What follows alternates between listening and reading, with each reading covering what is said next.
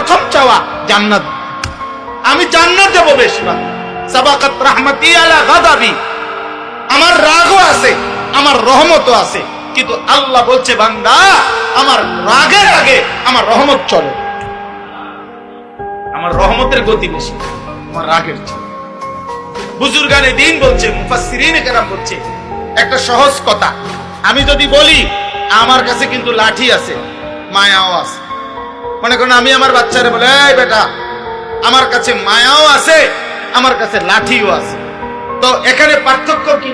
আমি যদি তারে মারতে চাই লাঠি ওইখান থেকে নিতে হবে, কিন্তু আমি যদি তাকে মাফ করতে চাই মায়া আমার কলিজার ভিতরেই আছে।